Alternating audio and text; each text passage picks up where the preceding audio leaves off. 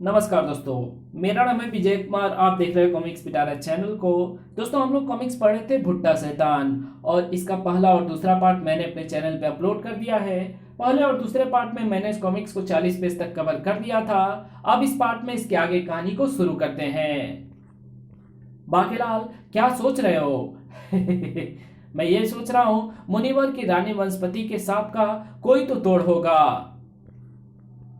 ओह हाँ, वो तोड़ पंगामनी हो सकता है। पंगामनी? हाँ, पंगामनी। क्या कोई मुझे बता सकता है मुझे पंगामनी कहाँ पर मिलेगी? ये तो ऋषि जनकाराचार्य ही बता सकते हैं। शीघ्र ही बाकी ऋषि जनकाराचार्य के सामने था। हाँ, रानी वनस्पति ने जाते जाते पंगामणि का नाम तो लिया था, किंतु हम ज्ञानी उसकी बात को समझ नहीं पाए। हम समझे थे कि अदृश्य रूप में पंगामणि उसका कोई सहयोगी है जो उस समय उसके साथ है।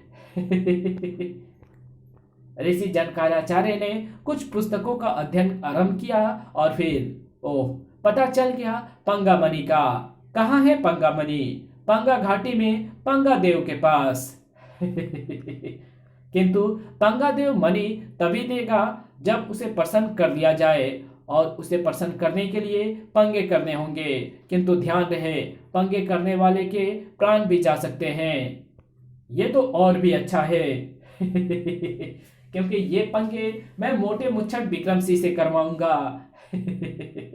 बाकेलाल, हम तुम्हारी सफलता की कामना करते हैं, क्योंकि राजा विक्रम सिंह ने सांपों के कारण कई बार कई संकटों का सामना किया है। अगर इसे वास्तविकता बताई तो ये हरगिज भी पंगामणि लेने नहीं जाएगा। इसे कोई दूसरी पट्टी पढ़ानी होगी। बाकी इतनी देर कहाँ लगा दी? मैं तो शीघ्र ही आ रहा था महाराज, किंतु राह में शंकर भगवान की भविष्यवाणी सुनकर रुक गया। ओह, भगवान की भविष्यवाणी? क्या कहा उन्होंने? उन्होंने विशालगढ़ की ओर बढ़ रहे एक भयंकर संकट के प्रति मुझे आगाह किया है और तुरंत पंगामणि लाने को कहा। पंगामणि को केवल राजा ही प्राप्त कर सकता है। ये कार्य आपको ही करना होगा महाराज। अगर ऐसी बात है बाकेलाल, तो मैं तैयार हूं। किंतु पहले सेनापति को सूचित करना होगा। इधर राक्षस भुट्टा शैतान चला आ रहा था विशालगढ़ की ओर। मानव को और रानी वनस्पति को मजा चखाने के लिए एक शानदार उपाय उसे भुट्टा देव ने बता दिया था। वाह, क्या उपाय है! सभी मानव वनस्पतियों, पेड़ पौधे, फल सब्जियों एवं जड़ी बूटियों पर निर्भर हैं। अगर मैं हरियाली और इन सब वनस्पतियों का नामो निशान मिटा दूं तो मानव ना कुछ खा पाएगा और ना ही स्वच्छ सांस ले पाएगा, क्योंकि स्वच्छ वायु भी उसे वृक्षों से ही मिलती है। इस प्रकार मानव का अंत तो निश्चित होगा, किंतु वो मेरे हाथों नहीं मरेंगे। समस्त हरियाली को खत्म करने के लिए मैंने अपने जादू के बल पर पैदा की है पेटू बकरियों की सेना। मैं पेटू बकरी सेना, आक्रमण! सारी हरियाली को चट कर जाओ और जो भी तुम्हारी राह में आए उसे अपने पैने तलवार तलवार सींगों से काट डालो और खूर खूर गुस्सों से पीट डालो। मैं कचर कचर! वाह, तुम्हारे खाने की रफ्तार तो बहुत तेज है। तुम 2 दिनों में ही पूरे नगर की हरियाली चट कर जाओगी। किंतु मुझे केवल इस नगर की ही नहीं बल्कि पूरी धरती की हरियाली तुम्हें खिलानी है। उसके बाद मैं बुलाऊंगा अपनी दीमक सेना को, जो कठोर वृक्षों इत्यादि को कुतर कर चूर्ण में बदल देंगी। अरे वाह, बंद गोभी और फूल गोभी के खेत! सारे चर लो। मेरा खेत! बू! हमारी गोभी की फसल बर्बाद हो गई। मैं सेनापति को मिली बकरी सेना के आगमन की सूचना। आक्रमण! मारो मारो! सेनापति खेतों में पहुंचा तो अरे, यहाँ तो राक्षसी बकरियां हैं। मैं तो सोच रहा था घास चरने वाली मामूली बकरियां हैं। तुमने पहले क्यों नहीं बताया कि बकरियां ऐसी हैं? बू! पहले बता देता तो आप यहाँ ना आते। मरता क्या ना करता, सेनापति को आक्रमण करना ही पड़ा। मारो, भगाओ, ये मारे तो भागो। बकरी सेना, मारो, भगाओ। लेकिन ये क्या? अरे तुम भयभीत होकर क्यों भाग रही हो नामुरादो? तुम मेरी बकरी सेना हो। ओह, अब समझा। ये बकरियां हैं इसलिए भयभीत हो रही हैं, क्योंकि बकरियां स्वभाव से डरपोक होती हैं। इन्हें स्मरण कराना होगा कि ये बकरियां अवश्य हैं, किंतु राक्षसी बकरियां। बकरी सेना, भागो मत। अपने तलवारी सींगों से इनका मुकाबला करके इनको बकरियां बना दो, क्योंकि तुम मामूली बकरियां नहीं हो, तुम भुट्टा शैतानी सेना हो। तुम हो खूंखार राक्षसी बकरियां। ये बात मैं बकरी सेना और सेनापति की युद्ध सेना में युद्ध छिड़ गया। भुट्टा शैतान ने इन बकरियों को ये एहसास कराया है कि ये बकरियां नहीं है। हम इन्हें फिर से एहसास करा देंगे कि ये बकरियां ही हैं। खनाक खनाक। ठहरो, तुम बकरियां हो। हम बकरियों से युद्ध नहीं करेंगे। हम सिर्फ बकरियां नहीं, बकरी राक्षस हैं। यह पता करने का मेरे पास एक तरीका है। बकरी पत्ते खाती है, जबकि राक्षस मांस खाते हैं। अगर तुम पत्ता गोभी खा ली तो तुम बकरी बकरी, नहीं तो राक्षस। ठीक है। तुमने पत्ता गोभी खा ली। मारो मारो, ये ठीक कहता है। हम बकरियां हैं, भागो। अरे ये तो फिर डर गई। इधर युद्ध जारी था और इधर बाकेलाल पहुंच चुका था पंगा घाटी। महाराज, ये पंगा घाटी है। पंगा देव को प्रसन्न करने के लिए आपको पंगे लेने होंगे। मगर मैं पंगा लूंगा किससे? ये पंगा घाटी है, यहाँ किसी भी चीज से पंगा ले सकते हैं, जैसे ये विशाल अंडा। पंगा तो हमें लेना ही होगा। ठीक है, मैं इसे गेंद की तरह ठोकर मारता हूँ। विक्रम सिंह के ठोकर से अंडा टूटा, धाड़, और बाहर निकला अंडक। कुकड़ुकू, मैं हूं अंडक। अंडे के रूप में रहता हूं, सिर्फ एक से डरता हूं। तूने मुझे ठोकर मारकर मुझसे पंगा लिया है, अब मैं तुझे चूंगूंगा। फिर मैं अंडा दूंगा तो तू अंडे के रूप में निकलेगा। वो मारा। फिर जब तुझे कोई ऐसे ही ठोकर मारेगा, तब तू मेरे जैसे ही रूप में दोबारा पैदा होगा। टनाक। महाराज, इस पंगे में मैं आपकी कोई मदद नहीं कर सकता। अंडक विक्रम सिंह की तलवार को अपने चोंच में दबाकर चुग गया। मैं केवल जीवित प्राणी ही नहीं, वस्तुएं भी चुगता हूं, जैसे तेरी तलवार। गुड़। अरे मेरी तलवार। मैं जो भी चीजें चुगता हूं वो अंडे के रूप में बेजान चीज है तो वो बेजान निकलेगी, जान वाली है तो जीवित निकलेगी। टपक। मोटे, अब तो तू गया। ये तो तूने भारी पंगा ले लिया। अब तेरा दूसरा जन्म एक अंडे के रूप में होगा, जिसकी प्याज वाली भुजिया बनाकर मैं महल के सभी व्यक्तियों को खिला दूंगा। तलवार हाथ से निकलते ही अंडक का पलड़ा भारी हो गया। आ गया तू मेरे चोंच में। बाकी बचाओ। आप घबराए नहीं महाराज, और आराम से इसके पेट में जाइए। निगलने के बाद जब आपके वजन के कारण ये चल फिर नहीं पाएगा तो स्वयं ही उगल देगा। अंडक विक्रम सिंह को चुम गया। घटक घटाक।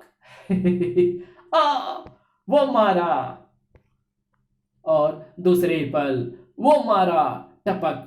ओह, अंडे पर मूछें उगी है। ये तो मोटे मुच्छर की मूछें हैं। वो मारा। मोटा अंडा बन गया। तेरा साथी तो अंडा बन गया। अब तेरी बारी है। मेरी? हाँ, तेरी, क्योंकि यह पंगा घाटी है। यहां से कोई पंगा लिए बिना नहीं जा सकता। अब तुझे उस अंडे को ठोकर मारनी होगी, अन्यथा मैं तुझे भी चुम लूंगा। धाड़ कड़ाक। बाके की अनायास ठोकर लगने से अंडा टूट गया। अंडा टूटने से उसमें से निकला राजा विक्रम सिंह बनकर बिंडक। कुड़कू। जब मुझे फोड़ता है मैं उसे चूमता हूँ। मैं हूँ बिंडक, सिर्फ एक से डरता हूँ। तूने मुझे फोड़ा है, अब मैं तुझे चूमूंगा, फिर तू भी अंडे के रूप में पैदा होगा। बाके समझ गया कि पंगा घाटी से बाहर निकलना अब आसान नहीं है। भाग बाके, अन्यथा ये मोटा मुर्गा तुझे चुग जाएगा। किंतु सामने था अंडक। भागकर कहां जाएगा? धाड़। इन मुर्गों से जान बचाना कठिन हो रहा है, मगर इन मुर्गों से छुटकारे का कोई उपाय तो होगा। अंडक और बिंडक दोनों कह रहे थे कि वो सिर्फ एक से डरते हैं। वो एक कौन है? अगर मुझे पता चल जाए तो इसे छुटकारा मिल सकता है। ओह, अब आ गया समझ में कि मुर्गा किससे भयभीत हो सकता है। दोनों मुर्गे उसकी खोज कर रहे थे। अरे, कहाँ गया? इधर ही तो गिरा था झाड़ियों में। एक एक झाड़ी को ध्यान से देखो, कहीं वो बाकेलाल ही ना हो। बाकेलाल इधर है मुर्गो। और अब मैं साधारण बाकेलाल नहीं बल्कि कसाई बाकेलाल हूँ। मुर्गे चूंकि नगर कस्बों में रहते हैं इसलिए उन्हें सबसे अधिक खतरा कसाईयों से ही होता है। इसलिए मुर्गा सिर्फ कसाई से ही डर सकता है।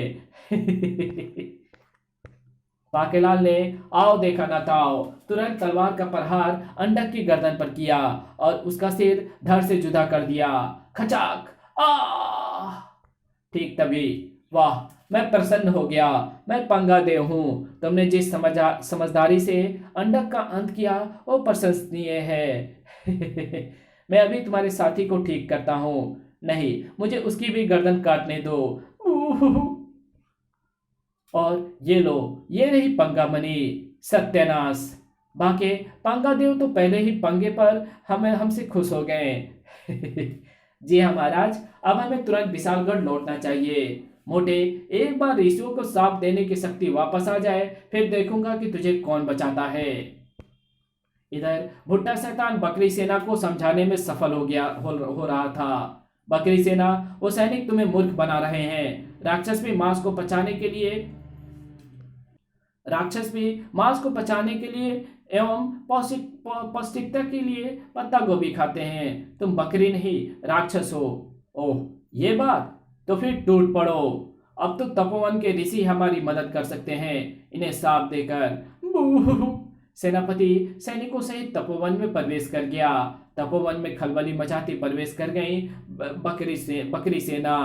अरे, ये मुसीबत कहाँ से आ गई? यही तो है बकरी सेना। इन्हें सांप देकर भस्म कर दो। हम सांप नहीं दे सकते। क्या? लो, भुट्टा शैतान आ गया। शाबाश बकरी सेना, इन्हें खत्म कर दो। इस वक्त हमारी सांप देने की ताकत खोई हुई है, इसलिए ये तपोवन में भी प्रवेश कर गया है। आप इनको सांप देकर तो देखिए। हम इन्हें सांप नहीं दे सकते वरना वो हमें ही लगेगा। किंतु सेनापति, यदि तुम चाहे तो एक तरीका है। हम ये सांप तुम्हारे नाम पर देकर देखते हैं। अगर वो इन दुष्टों को लग गया तो ठीक, अन्यथा तुम्हें लगेगा, क्योंकि वो सांप हम तुम्हारी ओर से देंगे। जल्दी हाँ या ना बोलो। सेनापति के प्राणों की पड़ी थी, जो कि ना कहने पर संकट में पड़े ही थे। हाँ कहने से उम्मीद की किरण बाकी थी। उसने हाँ कर दी। तो फिर ठीक है। ए दुष्ट बकरियां, तुरंत साधारण बकरियों में बदल जाओ। देखते ही देखते सभी बकरियां साधारण बकरियों में बदल गई। अरे, सांप लग गया। इसका मतलब हमारी सांप देने की शक्ति लौट आई। मगर कैसे? वो देखो, महाराज के हाथ में पंगामणि है। पंगामणि के दिव्य तरंगों से हम सांप मुक्त हो गए। अब इस दुष्ट मोटे मुच्छर मनुष्य राक्षसराज भुट्टा शैतान को मैं सांप देकर इसके फुलके बनाता हूँ। ऋषि के सांप के कारण भुट्टा शैतान के शरीर पर आग लग गई और उसका शरीर फूलों के रूप में बिखर गया। फटाक फटाक! बाकी को दिखे वही दोनों यमदूत। मैं इसी मोटे मुच्छर मनुष्य राजा की बात कर रहा था, जो कि राक्षसों का राजा है। पकड़ लो उसकी आत्मा। की हूँ। बाकेलाल, शंकर भगवान की भविष्यवाणी सच हो गई। यही थी वो भयंकर मुसीबत। तभी रानी वनस्पति भी वहां प्रकट हुई। राजा विक्रम सिंह, बाकेलाल, तुम्हारे कारण हरियाली एवं वनस्पति बच गई, अन्यथा ये दुष्ट राक्षस सारी हरियाली का अंत कर देता। मैं विशालगढ़ को सदैव हरा भरा खुशहाल रहने का आशीर्वाद देती हूँ। पंगामणि भी अपना काम करके गायब हो गई। फिर महाराज, अब हम आपको लस्सी परोठे खाए पिए बिना यहाँ से जाने नहीं देंगे। हाँ, एक जजमान ज्यादा दे गया है। फेंकने से तो अच्छा है कि किसी के मुंह लग जाए। बेचारा बाकेलाल, सत्यानाश! अगर मुझे भुट्टा शैतान का पता होता तो मैं पंगामणि के चक्कर में क्यों पड़ता।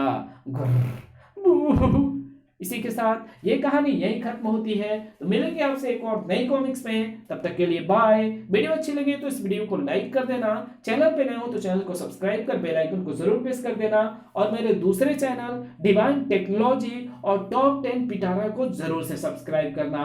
तो मिलते हैं आपसे एक और नई वीडियो में, तब तक के लिए बाय।